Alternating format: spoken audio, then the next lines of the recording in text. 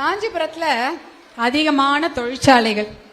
எத்தனை தொழிற்சாலை இருக்குதுன்னு special economic zone, special economic சிறப்பு பொருளாதார மண்டலம் ஒரகடம், ஸ்ரீபெரும்புதூர் போன்ற நிறைய தொழிற்சாலைகள் இங்க இருக்கிறது.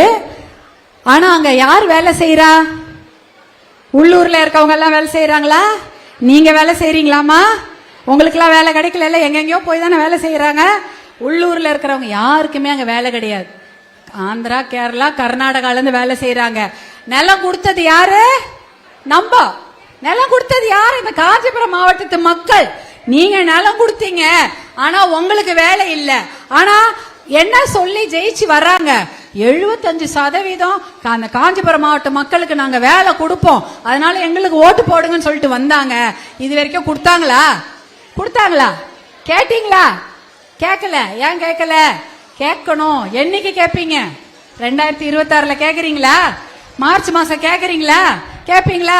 ஏன்னா 75% எங்களுக்கு வேலை கொடுக்கறேன்னு சொன்னீங்க, ஏன் இன்னும் கொடுக்கல? கேளுங்க.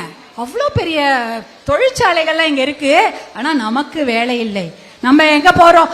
ஆண்களாவது ஏதோ வெளியூருக்கு போய் வேலை செய்வாங்க, பெண்களாக நம்ம படிச்சுட்டு இங்கேயாவது வேலை செய்யலாம்ல. பக்கத்துல தொழிற்சாலை இருந்தா போலாமா? எதுவுமே இல்லையே. எங்க போய் வேலை செய்ய? வீட்டிலே உட்காந்துருக்கணும்.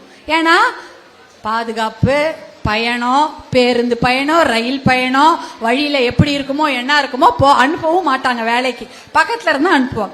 அந்த வேலையெல்லாம் எங்க போச்சுன்னு நீங்க கேட்கணும். 1000 ரூபாய் கொடுத்தா சரியா போச்சா? அது யாரோட 1000 ரூபாய்?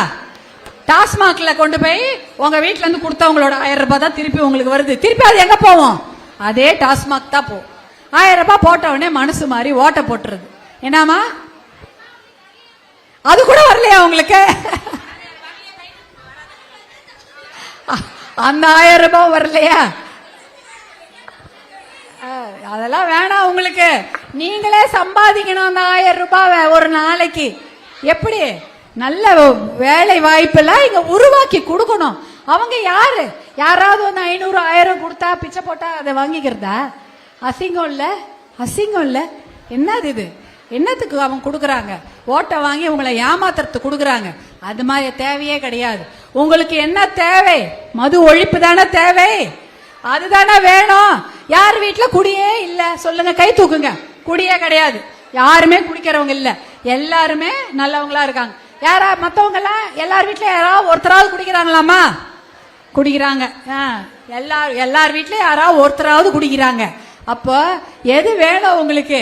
1000 ரூபாய் வேணுமா? மதுக்கடையை மூடணுமா? அப்ப என்ன பண்ணணும்? 1000 ரூபாய் வாங்கவே கூடாது, வரலனாலும் கண்டுக்க கூடாது. அது தேவையில்லை. மதுக்கடையை மூட சொல்லுங்க. யாரு மூடுவாங்க? முதல்ல என்ன சொல்றாங்க? சக்தி அம்மா என்ன தெரியுமா சொல்லுவாங்க?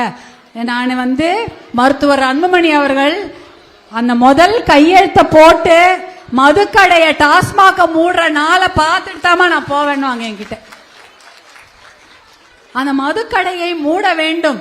அதுக்கப்புறம் தான் நம்ம வாழ்க்கை நல்லா இருக்கும்.